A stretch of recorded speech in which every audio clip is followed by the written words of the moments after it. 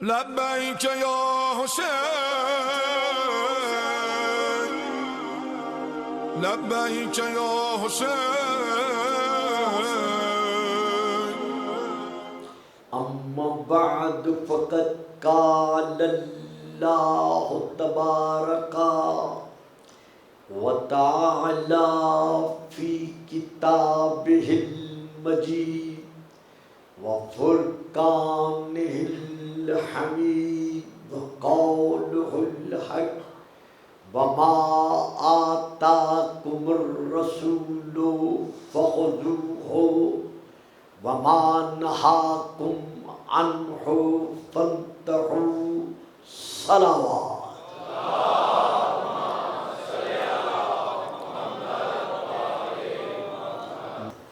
تو یہاں پر والسابقون السابقون اولئک المقربون کہ وہ لوگ جو اسلام میں، یہ سورہ الواقعہ کی آیت نمبر 10 اور 11 ہے کہ وہ لوگ جو با اعتبار اسلام سبقت رکھتے ہیں، ان سبقت رکھنے والوں کا کیا کہنا، کتنا ان کا مقام فضل و فضیلت بلند ہے کہ اولئک المقربون، کہ یہی وہ لوگ ہیں جو اللہ کے قرب کو حاصل کرنے والے ہیں۔ بڑی مہربانی آپ حضرات کی، بہت شکریہ۔ تو اب یہاں پر ہم نے یہ دیکھنا ہے کہ والسابقون السابقون سے مراد کون سی ذوات مطہرہ ہیں اور کون سی ان میں خصوصیت ہے کہ جس کے پیش نظر اپنی زبان بے زبانی کے ساتھ اللہ کو ان کی فضیلتوں کا قصیدہ سنانا پڑا۔ تو یہاں پر میں حوالہ دے رہا ہوں، پہلی کتاب کا حوالہ ہے قصص الانبیاء، صفحہ نمبر 166۔ حضرت علامہ عیسیٰ البابی کی یہ کتاب ہے جو کہ ہمارے بھائیوں کے، بزرگوں کے بہت بڑے علامہ میں، علماء میں سے ایک علامہ ہے، مطبوعہ مصر، قصص الانبیاء۔ دوسری کتاب کا نام ہے کفایت الطالب، یہ بھی عربی میں ہے، ہمارے بھائیوں کی بڑی کتابوں میں سے ایک کتاب ہے۔ اس کا صفحہ نمبر ہے 123 اور 124۔ میں ان دونوں کتابوں سے لے کر عرض کر رہا ہوں، اور شیعہ کتابوں میں سے جو اردو میں ہے اس کا نام ہے مسلم اول۔ یہ کتاب حضرت علامہ شہید ملت جعفریہ کرپالی مرحوم کی یہ کتاب ہے جو اس کے مؤلف ہیں۔ بہرحال ان اہل سنت کی کتابوں میں جو میں حوالہ دے چکا ہوں یہ درج ہے کہ یہ سباق الامم، یعنی جو سب سے پہلے سبقت فی الاسلام رکھنے والے ہیں، یہ کون ہیں؟ تو اب یہاں پر لکھا ہوا ہے کہ قال صلی اللہ علیہ وآلہ وسلم، جب رسول پاک سے یہ سوال کیا گیا کہ یا رسول اللہ یہ آیت کن کی شان میں نازل ہوئی ہے اور یہ کون ہے، تو آپ نے ارشاد فرمایا ویسے تو تمام انبیاء اور تمام انبیاء کے اوصیاء سباق الاسلام میں شامل ہیں، یعنی سب کے سب انبیاء اور ان کے تمام اوصیاء یہ سب اسلام کے اعتبار سے سابقون فی الاسلام کی منزل پر فائز ہیں، اور ان انبیاء میں سے انا افضل الانبیاء، یعنی میں افضل الانبیاء ہوں، یعنی انبیاء سے بھی پہلے جو سابق الاسلام ہے وہ میں محمد الرسول اللہ ہوں، وعلی افضل الاوصیاء، اور علی جو ہے تمام انبیاء کے اوصیاء سے افضل ہے، یعنی علی ان سب سے پہلے سابقون فی الاسلام میں میرے ساتھ شریک ہے۔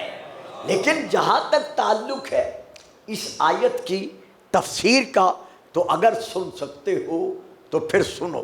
سباق الامم ثلاثت، یہ جو سباق الامم ہیں یعنی جو پہلے اسلام قبول کرنے والے یعنی اسلام والے ہیں وہ کون ہیں اور ان کی شان ان کی علامت کیا ہے؟ لم یکفروا باللہ طرفۃ عین ابدا، یہ سابقون فی الاسلام تین وہ ہیں جنہوں نے جھپک کے پلک کی دیر کی خاطر بھی کبھی کفر سے کام نہیں لیا۔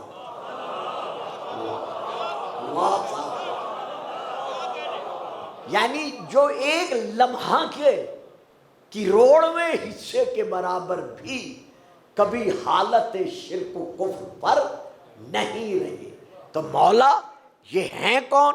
آپ نے ارشاد فرمایا حبیب النجار مومن و آل یاسین، پہلے نمبر پر حبیب النجار ہیں جو مومن آل یاسین ہیں، وحزقیل، اور دوسرے نمبر پر حزقیل علیہ السلام ہیں جو مومن و آل فرعون ہیں، اور تیسرے نمبر پر وعلی مومن و آل محمد، اور تیسرے نمبر پر علی ہے جو مومن و آل محمد ہے، وَهُوَ أَفْضَلُهُمْ، یہ علی حزقیل سے بھی اور حبیب النجار سے بھی افضل ہے۔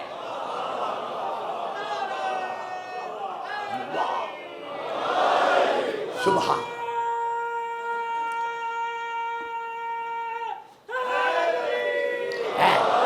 اب یہ حدیث تمام ہو گئی۔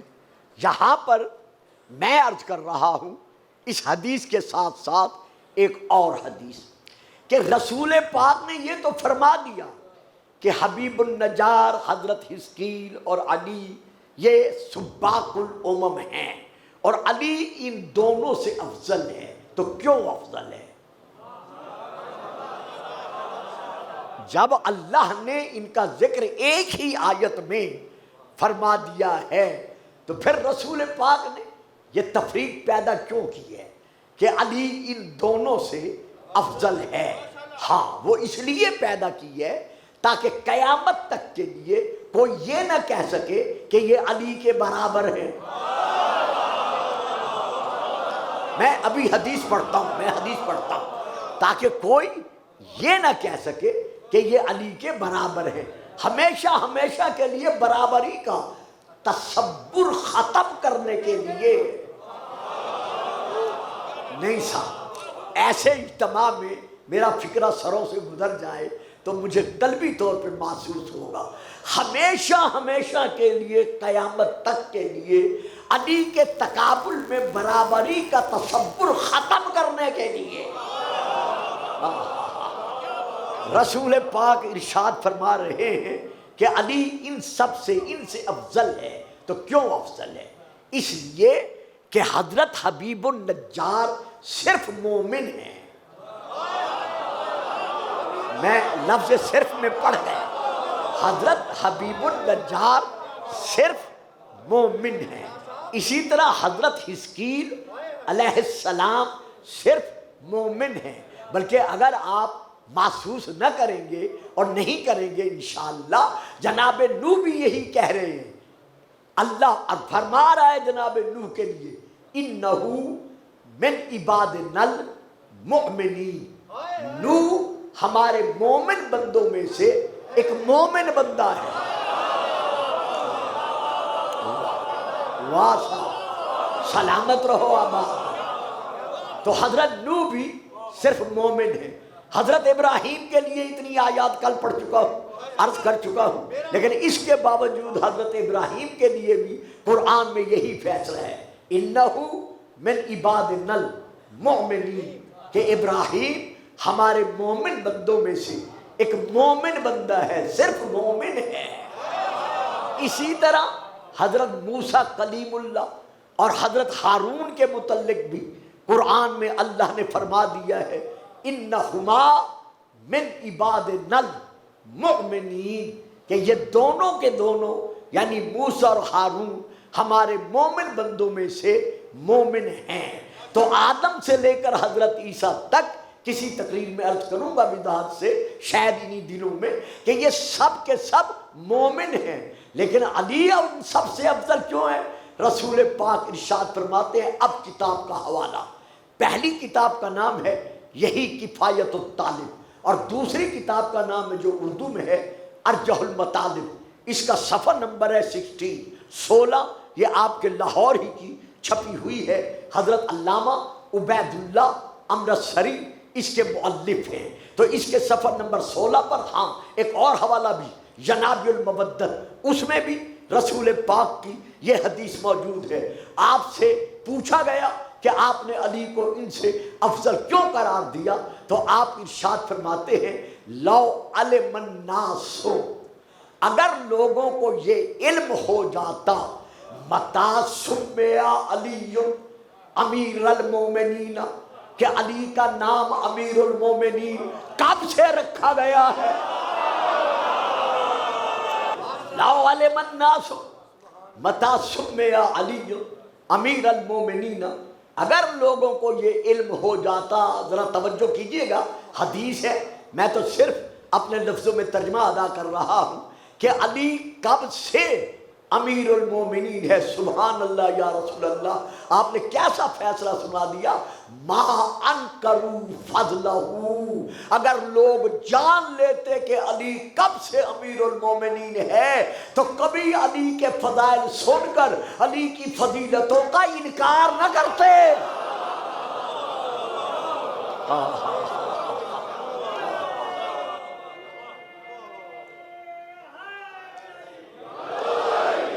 سمیہ امیر المومنین، علی کا نام امیر المومنین اس وقت سے رکھا گیا ہے وَآدَمُ بَيْنَ الرُّوحِ وَالْجَسَدِ، جب آدم نہ تھا،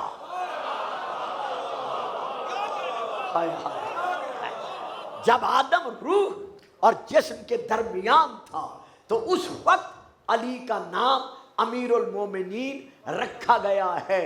اور اس وقت اللہ نے عالم ذر میں پکار کر کہا تھا جنہیں جنہیں اس عالم میں بھیجنا تھا کہ سنو انا ربکم و محمد نبیکم و علی امیرکم، اس دنیا میں جا کے بھول نہ جانا میں تمہارا رب ہوں، محمد تمہارا نبی ہے اور علی تمہارا امیر ہے۔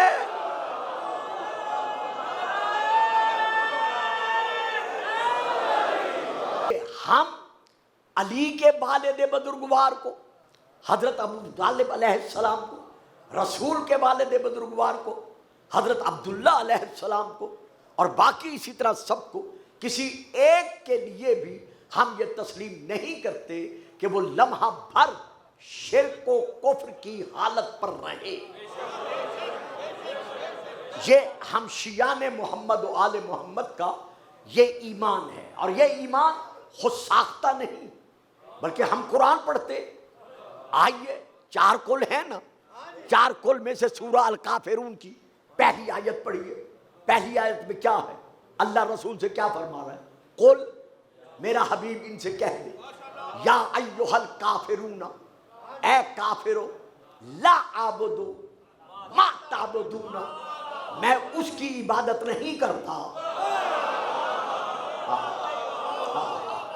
دیکھو بچوں، سامنے وہ بیٹھا کریں جو ذرا میرا ساتھ دے سکے، اگر کوئی نہیں بول سکتا تو ذرا سائڈ پہ بیٹھ جائیں، ان کی بڑی مہربانی ہوگی، چونکہ ایک عادت خطابت ہوتی ہے، ورنہ مجھے کہنا نہیں چاہیے۔ قل یا ایھا الکافرون، رسول کہہ دے اے کافرو، لا اعبدو، جو ترجمہ اٹھائیں جو چاہیں دیکھ لیں، میں ان کی عبادت نہیں کرتا، ما تعبدون، جن کی تم عبادت کرتے ہو۔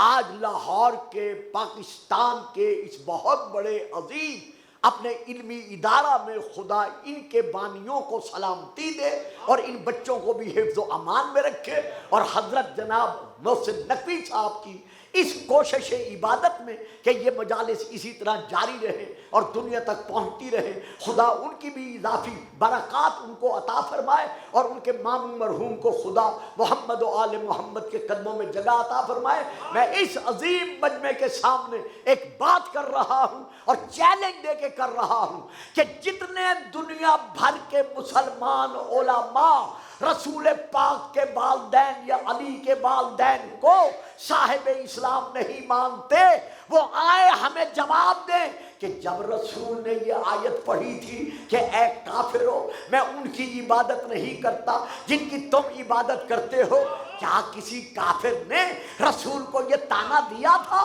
کہ کل تک تو تیرے ماں باپ؟ تو یہاں پر آپ نے توجہ فرمائی، پوری دنیا اسلام کے لیے ہمارا کھلم کھلا اعلان ہے کہ ابو جہل، ابو لہب، عقبہ بن ابی معیط، باقی کافروں میں سے ایک کافر دکھا دے جس نے رسول کو یہ تانا دیا ہو کہ کل تک تو تیرے ماں باپ، تیرے آباء و اجداد ہمارے ساتھ مل کر حضور ان بتوں کی پرستش کرتے رہے، اور آج تو کہہ رہا ہے میں ان کی عبادت نہیں کرتا جن کی تم عبادت کرتے ہو۔ یار حد ہو گئی۔ اب مجھے ایک فکرہ کہنا پڑا، جس رسول کے ماں باپ کو کافر بھی کافر نہ کہہ سکے، یہاں پر کل میں عرض کر چکا ہوں دین فطرت پر کہ ہر وہ بچہ جہاں بھی پیدا ہوتا ہے، جس ماحول میں پیدا ہوتا ہے، وہ دین فطرت پر پیدا ہوتا ہے، اور وہ دین فطرت کیا ہے؟ اس کا دوسرا نام ہے دین اسلام۔ اگر اس کے پالنے والے ماں باپ یا پالنے والے یہودی ہیں یا نصرانی ہیں یا بے دین ہیں تو وہ اس ماحول میں رہ کر یہودی، نصرانی، مجوسی، بے دین بن جاتا ہے، لیکن جب پیدا ہوا تھا وہ دین اسلام پر تھا۔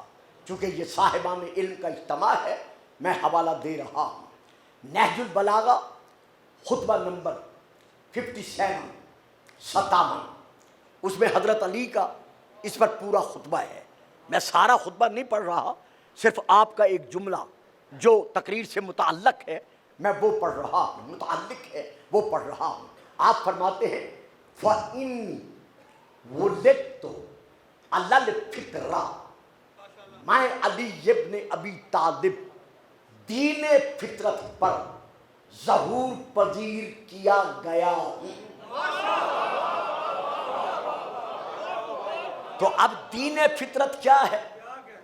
دین اسلام، یعنی میں جب سے ہوں، ہاں اس عالم سے دیکھو یا اس عالم سے دیکھو، میں دین اسلام پر ہوں۔ اب ایک روایت ہے جو مجھے شیعہ کتب میں ملی ہے، اہل سنت کے ہاں میں نے تلاش کی ہے لیکن کہیں کہیں ملی ہے، لیکن وہ عام کتب میں ملی ہے، بڑی کتابوں میں نہیں ملی، شیعہ کتب میں سب ہے، کہ جناب سیدہ فاطمہ بنت اسد یہ ارشاد فرماتی ہیں کہ جب علی بیت اللہ میں یعنی جوف کعبہ میں، کہا تو یہ جاتا ہے کہ علی تو کعبہ میں پیدا ہی نہیں ہوا، یعنی علی تو کعبہ میں ظاہر ہی نہیں ہوا، جلوہ فگن ہی نہیں ہوا۔ یہ شیعوں کی طرف سے ایک وضع کہانی ہے کہ علی کعبہ میں جلوہ فگن ہوئے ہیں، بلکہ ایک بہت بڑا کالم، ایک بہت بڑا اخبار ہے جس کا میں نام نہیں لے رہا، اس میں ایک بہت بڑا ایک صاحب کا کالم شائع ہوا ہے کہ شیعہ جو کہتے ہیں یہ دراڑ جو ہے یہ علی کی ماں کے گزرنے کی ہے، نہیں اس میں تو یہ سائنسی اعتبار سے، فلاں اعتبار سے یہ ہے، یہ ہے، یہ ہے۔ خیر میں اس دھندلکے میں نہیں پڑھتا، میں صرف اپنے عقیدے کے مطابق آگے بڑھتا ہوں کہ یہاں پر یہ کہنا کہ علی کی ولادت بیت اللہ میں نہیں ہوئی ہے، تو اس کے لیے ہمارے پاس جو کتابیں ہیں اپنے دوستوں کی، بھائیوں کی، ان میں سے پہلی کتاب کا نام ہے مروج الذہب، دوسری کتاب کا نام ہے الفصول المہمہ، تیسری کتاب کا نام ہے کفایت الطالب، چوتھی کتاب کا نام ہے علامہ شبلنجی کی نور الابصار، پانچویں کتاب کا نام ہے مطالب الشعور، چھٹی کتاب کا نام ہے یہاں پر تذکرۃ الخواص، ساتویں کتاب کا نام ہے مدارج النبوہ، آٹھویں کتاب کا نام ہے مستدرک صحیح ہیں، 18 کتابیں ہیں میری لائبریری میں۔ یعنی اہل سنت حضرات بزرگ علماء کی پوری 18 کتابیں الحمدللہ میری لائبریری میں موجود ہیں، جن میں لکھا ہوا ہے کہ کعبے کو کعبہ بنانے والا ہی علی ہے۔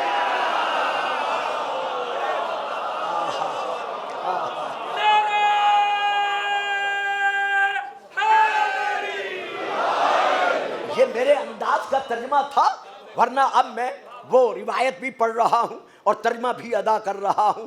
کتاب کا نام ہے مستدرک صحیح ہیں، جلد نمبر 3۔ اس میں یہ درج ہے ان فاطمہ بنت اسد ولدت امیر المومنین علی ابن ابی طالب فی جوف الکعبہ۔ جناب سیدہ فاطمہ بنت اسد نے، اگر کسی نے اردو کتاب دیکھ لی ہو، حضرت علامہ سید خضر حسین چشتی جن کی کتاب کا نام ہے آل رسول، اس کی 5 جلدیں ہیں جو آپ کے لاہور میں رہتے ہیں، اور یہی لاہور ہی سے یہ کتابیں شائع ہوئی ہیں۔ اس میں حوالہ جات کے ساتھ یہ لکھا ہوا ہے کہ علی ابن ابی طالب مولود کعبہ ہیں۔ میں نے نام بھی لیا ہے، کتاب بھی بتا دی ہے کہ علی علیہ السلام مولود کعبہ ہیں۔ یہ آپ کو پتا تھا، لیکن میں نے پڑھا اس لیے ہے کہ اب شیعہ کتابوں میں ہے کہ بی بی فرماتی ہیں 3 دن برابر میرے بیٹے نے آنکھیں نہیں کھولی۔ مجھے یہی بتانا تھا، لیکن ابھی آپ نے میرا ساتھ نہیں دیا۔ سیدہ فرماتی ہیں کہ 3 دن برابر میں کعبہ میں رہی، اقل تو من ثمار الجنہ، جنت سے پھل آتے رہے، خدا نے مجھے اپنے گھر میں بھوکا پیاسا نہیں رہنے دیا۔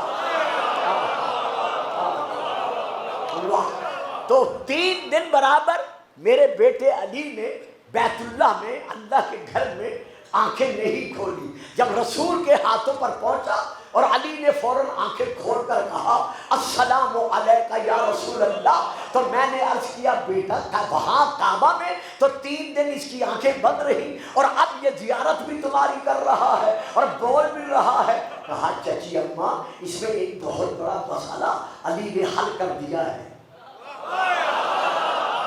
نہیں بولوں گا جب تک آپ نہیں بولیں گے۔ اس میں قیامت تک کے لیے علی نے ایک بہت بڑا مسئلہ حل کر دیا ہے۔ کہا بیٹا وہ کون سا؟ کہا چچی اماں، میرے بھائی علی نے بیت اللہ میں جوف کعبہ میں 3 دن برابر آنکھیں نہ کھول کر قیامت تک کے لیے بتا دیا ہے کہ دیکھو جو علی ایک آنکھ سے بتوں کو دیکھنا گوارا نہیں کرتا، اور 9 سال برابر بت پرستی کیسے؟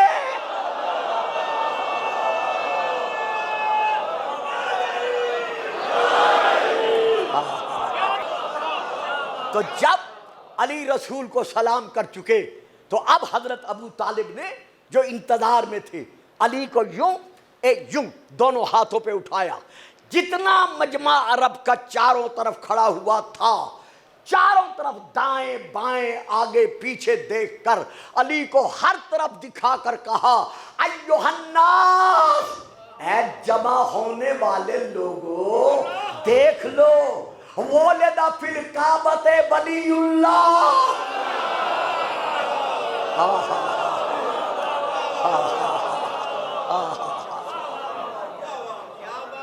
یہ ہے ان کا ایمان۔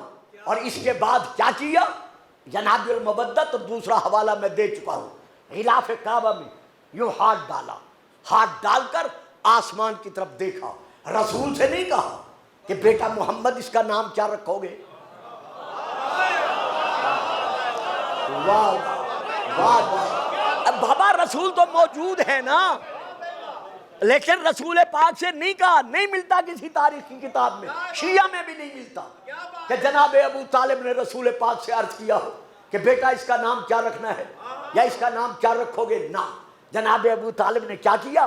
غلاف کعبہ میں ایک یوں ہاتھ ڈالا، دونوں ہاتھ ڈال کر آسمان کی طرف دیکھا، دیکھ کر کہا یا ربا ھذا الغسق الدجی والقمر المبتلج المضیء بین لنا عن حکمک المرضی ماذا ترسنا ذات سبی، اے میرے اللہ مجھے اپنی مرضی سے بتا کہ جو بچہ مجھے تیرے گھر سے ملا ہے اس کا نام تو نے کیا رکھا ہے؟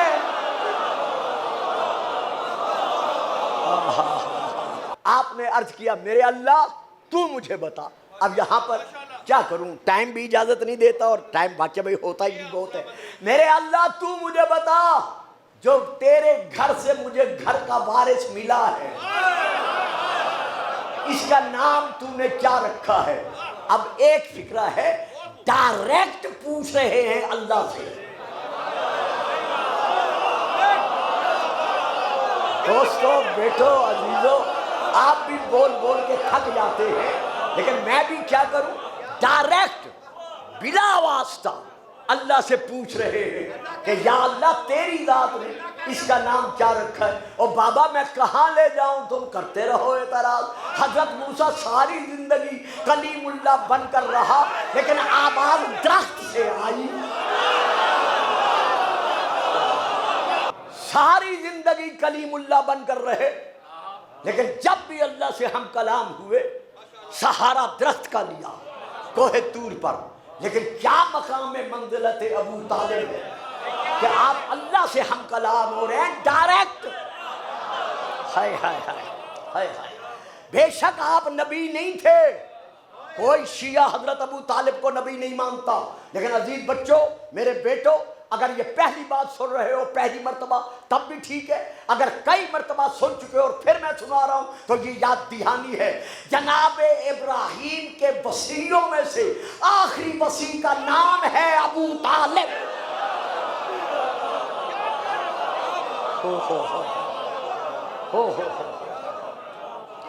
تو جب آپ نے غلاف کعبہ پکڑ کر آسمان کی طرف رخ کر کے کہا کہ اے رب کائنات مجھے بتا اس بچے کا نام تیری مرضی کے مطابق کیا ہے، تو ایک تختی نازل ہوئی۔ یہاں دو روایتیں ہیں، ایک ہے سبز تختی آسمان سے ڈائریکٹ نازل ہوئی، اس پہ لکھا ہوا تھا، میں ابھی جواب سناتا ہوں، اور وہ حضرت ابو طالب نے تختی بیت اللہ کے اندر آویزاں کر دی، لٹکا دی۔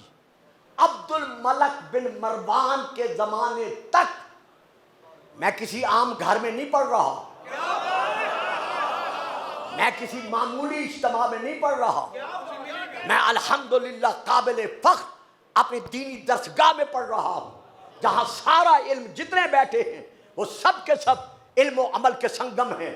ایک تختی نازل ہوئی جو لٹکا دی گئی، عبد الملک بن مروان کے زمانے تک یہ لوح، یہ تختی کعبہ کے اندر آویزاں رہی جو بعد میں ہٹا دی گئی۔ ایک ہے یہ روایت، ایک ہے یہ روایت کہ حضرت ابو طالب کے کانوں سے غیبی آواز سماعت میں آئی، وہ کیا تھا؟ یا اہل بیت رسول اللہ، اے رسول اللہ کی اہل بیت، اے رسول اللہ کی اہل بیت، فضلنا علی العالمین، تم فضیلت دیے گئے ہو تمام عالمین پر۔ ان دسمہ فی شامخ الاولا علی نشتکا من العلی، میں نے آسمانوں کی بلندیوں میں اپنے نام علی سے نکال کر اس کا نام علی رکھ دیا۔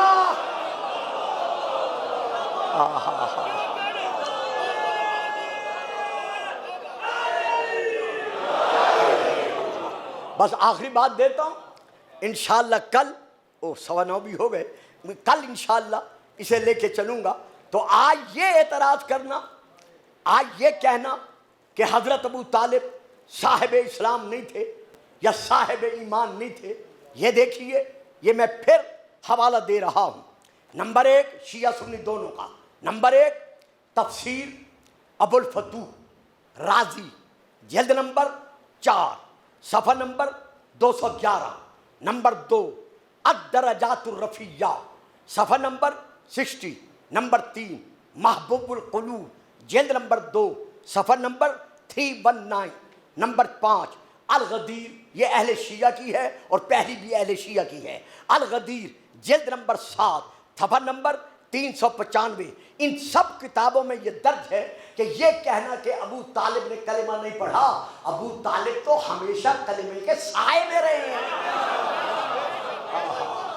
اب وہ آگے جو تحریر ہے، اب میں رکتا نہیں، جو میرے پاس وقت نہیں رہا. اب آگے جو تحریر ہے وہ کیا ہے؟ وہ یہ ہے کہ حضرت ابو طالب علیہ السلام نے ایک انگشتری پہلی ہوئی تھی، اور اس انگشتری کا جو نگینہ تھا اور اس پر ایک تحریر نقش تھی. وہ تحریر جو نقش تھی اس کے راوی کون ہیں؟ حضرت امام رضا علیہ السلام ارشاد فرماتے ہیں کہ وہ نگینے پر جو تحریر تھی وہ تحریر کیا تھی؟ فرماتے ہیں ہماری جد پاک کے انگشتری کے نگینے پر یہ تحریر نقش تھی: رضیت باللہ ربن و بابن اخی محمد نبیا و بابن علی لہو وصیہ. میں اپنے رب کی ربوبیت پر ایمان رکھتا ہوں، محمد کی رسالت پر ایمان رکھتا ہوں، اور اپنے بیٹے علی کو مانتا ہوں کہ وہ محمد کا وصی بن کے آیا. تو آج یہ کہنا کہ ابو طالب صاحب اسلام نہیں تھا، صاحب ایمان نہیں تھا، مطالعے کے بعد یا حقائق سننے کے بعد ہر صاحب علم بذات خود فیصلہ کر سکتا ہے. یہ ابو طالب کا احسان ہے کہ کربلا اور کربلا سے پہلے دین اسلام کی خاطر جتنی قربانیاں ہوئی ہیں ذرا ان پر نظر ڈالیں. تقریباً وہ اولاد حضرت ابو طالب علیہ السلام کی ہے. حتیٰ کہ شہید کوفہ سفیر الحسین جناب مسلم علیہ السلام جو کربلا سے پہلے سن 60 ہجری یوم العرفہ 9 ذی الحجہ کوفہ کی نگری میں اپنے چچا کی نگری میں اکیلے مظلومیت کی عالم میں مارے گئے. یہ مارا جانے والا پہلا شہید اسلام یہ کون ہے؟ یہ حضرت ابو طالب کا پوتا مسلم بن عقیل ہے، جن کے متعلق تاریخ یہ بتا رہی ہے کہ کوفہ کی گلیوں میں جب طوع کے گھر سے آپ صبح سویرے 9 ذی الحجہ کو نماز کے بعد ہتھیار لگا کر گھر سے باہر آنے لگے، طوع مومنہ نے آپ کا دامن پکڑا، دامن پکڑ کر کہا مولا صبح سویرے کہاں جا رہے ہو؟ فرمایا کچھ گھوڑوں کے ٹاپوں کی آواز میرے کانوں پر پڑ رہی ہے، مجھے معلوم ہو گیا ہے کہ دشمنوں کو اطلاع مل چکی ہے اور وہ مجھے گرفتار کرنے کے لیے تیرے گھر کے قریب آ رہے ہیں، تو مولا آپ اندر بیٹھ جائیں، میں کمرہ بند کر دوں گی، کسی کو کیا پتا چلے گا. آپ کی آنکھوں میں آنسو بھر آئے. فرمایا جانتی ہے غیرت ہاشمیہ یہ گوارا نہیں کرتی کہ میری زندگی میں کوئی غیر تیرے گھر آ جائے. میں یہ دیکھنا برداشت نہیں کر سکتا. واہ مولا مسلم، میں ہاتھ باندھ کر کہتا ہوں مولا ایک مومنہ طوع کے لیے تو آپ یہ برداشت نہ کر سکے کہ غیر لوگ بغیر پردہ کرائے اس کے گھر آ جائیں، لیکن مولا آؤ ذرا شام غریبہ دیکھو کہ 1,00,000 سپاہی یزیدی سادات کو لوٹنے کے لیے کس طرح جمع ہوئے. آخری سلام کیا طوع کو، گھر سے باہر آئے. بڑی تفصیلی شہادت ہے جو اس وقت پڑھی نہیں جا سکتی. 3 مرتبہ فوجی منگائے گئے جناب مسلم سے لڑنے کے لیے، جن کی کل تعداد بنتی ہے 2200. ہمارے علماء نے لکھا ہے کہ نماز صبح کے بعد سے لے کر نماز عصر تک یہ لڑائی جاری رہی. ایک طرف اکیلا مسلم ہے ایک طرف 2200 کے قریب یزیدی لشکری ہیں، سر سے لے کر پاؤں تک، نیزوں سے، تلواروں سے، پتھروں سے، تیروں سے جناب مسلم زخمی ہوئے۔ لیکن مجھے شہادت مسلم کی قسم ہے، آپ جانتے ہیں میں قسمیں مصائب میں نہیں کھایا کرتا، لیکن اب کھا رہا ہوں۔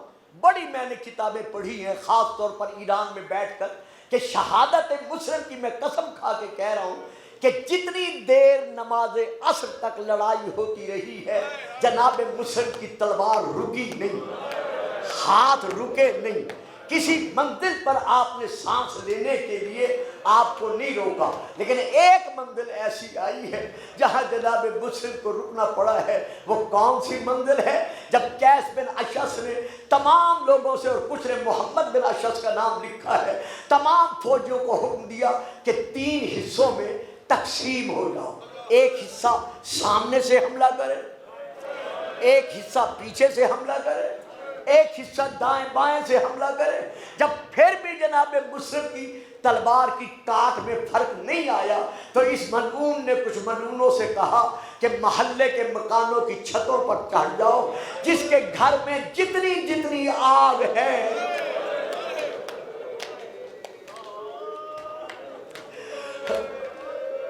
کیا اب بھی میں پڑھوں اور اس کے بعد آپ رو سکیں گے؟ ذرا تصور لائیں جناب مسلم کی مظلومیت کا۔ ہائے رقیہ بنت علی کا مقدر، ہائے محمد و ابراہیم یتیموں کا، محمد و ابراہیم بچھڑے ہوئوں کا مظلوم باپ، جب چاروں طرف سے گھیرے میں لیا اور آپ کی تلوار کی کاٹ میں فرق نہیں آئی تو اب کچھ ملعون مکانوں کی چھتوں پر چڑھ گئے۔ چونکہ روایت بڑی سخت ہے اور میں بہت بڑے مرکز میں پڑھ رہا ہوں، اپنی دینی ذمہ داری کو اور منبری ذمہ داری کو سنبھالنے کے لیے یہ روایت میں بغیر کتاب کا حوالہ دیے نہیں پڑھ سکتا۔ کتاب کا نام ہے گریز ہا، فارسی میں ہے، میں وہاں سے لے کر یہ روایت پڑھ رہا ہوں کہ جب ظالم مکانوں کی چھتوں پر چڑھ گئے اور تمام ان گھروں کی عورتوں اور بچوں کو حکم دیا کہ جس کے گھر میں جتنی جتنی آگ ہے یا گرم راکھ ہے وہ ساری اس غریب مسلم پر برسائی جائے، پھینکی جائے، کیونکہ اس کو چھڑانے والا کوئی نہیں ہے۔ ہر طرف سے، چاروں طرف سے آگ برسی۔ کتاب کا نام گریز ہا، میں وہاں سے پڑھ رہا ہوں۔ پھر بھی مسلم کی تلوار کی کاٹ میں فرق نہیں آیا۔ جب پھر بھی تلوار نہیں رکی تو اب ظالموں نے تیروں کو آگ لگا کر جناب مسلم کی طرف نشانہ بنانا شروع کیا۔ جب آگ لگے ہوئے تیر حضرت مسلم کے جسم پر برسے اور آر پار ہو گئے، اب یہ وہ مقام مظلومیت ہے کہ جناب مسلم رکے، ٹھنڈا سانس لیا، ایک دیوار کا سہارا لیا، سر سے پیر تک خون میں ڈوبے ہوئے ہیں، مکہ کی طرف رخ کیا، رو کر کہتے ہیں زہرا کا لال، بطول کا بیٹا، میرا مولا حسین، کاش آج میرے پہلو میں عباس ہوتا۔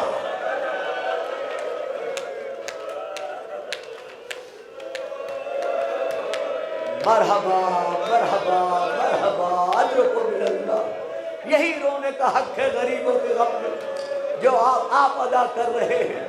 مولا کاش میرے پہلو میں آج عباس ہوتا۔ لوٹا گیا مسلم، ایک گڑھا کھودا گیا۔ جناب مسلم کا پاؤں جب گڑھے میں پھسلا، لوہے کی زنجیروں میں جناب مسلم کو قیدی بنایا گیا۔ مسلم نے دائیں بائیں دیکھا، میں ہاتھ باندھ کر کہتا ہوں مولا مسلم، بے شک آپ پر بڑا ظلم ہوا ہے، آپ پر آگ برسائی گئی، گرم پانی پھینکا گیا، تیر آگ لگا کر آپ پر برسائے گئے، لیکن مولا آپ مرد تھے۔ میں پڑھ گیا رونے والوں، میرے امیر مسلم مولا آپ مرد تھے، آپ جوان تھے، آپ اکیلے تھے، لیکن ہائے کیا کرے شام کے بازار میں سید سجاد جس کے ہاتھ گردن کے پیچھے بندھے ہوئے ہیں، جب شامی عورتوں نے قید بیویوں پر آگ برسائی،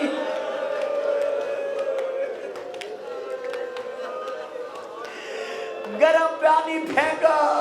یہاں اور بہت روایات ہیں، میں ایک فقرہ پڑھ رہا ہوں جو سارے علماء تسلیم کرتے ہیں کہ سیدہ زینب نے چاروں طرف دیکھا، دیکھ کر کہا شام کی عورتوں بے شک ہم پر آگ برساؤ، گرم پانی پھینکو، پہلے سن لو ہم کون ہیں۔ نحنو بنات رسول اللہ، ہم تمہارے رسول کی بیٹیاں ہیں۔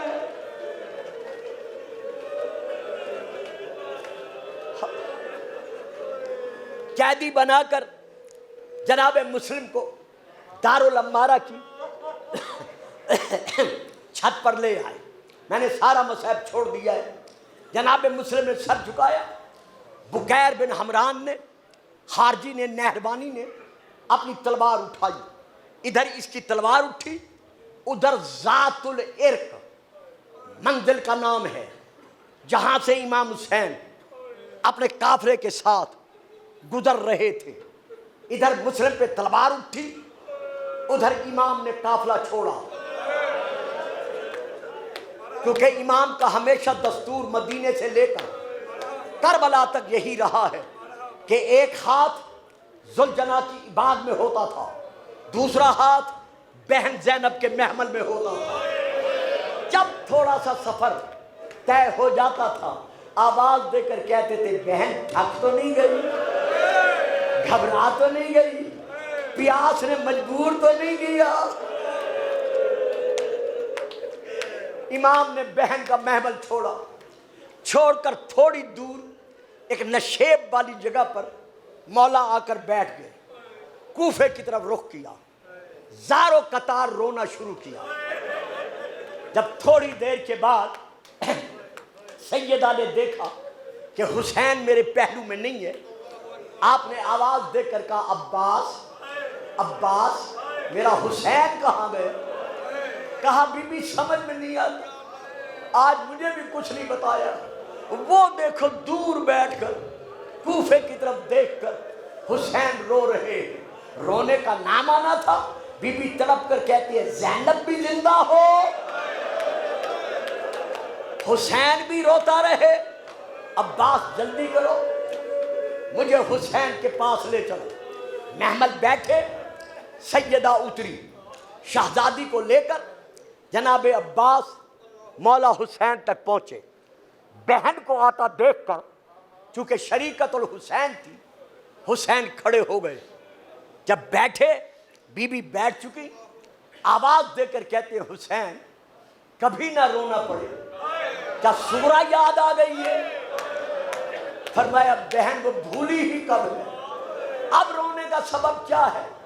کہا بہن وعدہ کرو اگر میں آپ کو سبب دکھا دوں تو آپ میری اجازت کے بغیر رقیہ کو اطلاع تو نہیں دو گی؟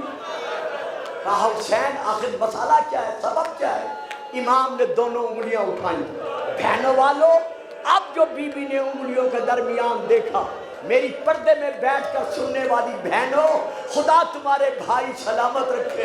اب جو بی بی نے منظر دیکھا، دارالعمارہ کی چھت پہ مسلم کی گردن جھکی ہوئی ہے، ظالم کی تلوار لٹک رہی ہے، مسلم کا سارا چہرہ خون میں ڈوبا ہوا ہے۔ سیدہ نے دونوں ہاتھ سر پہ مارے، سر پہ مار کے کہا واہ غربتا، واہ مظلومہ، واہ مسلمہ۔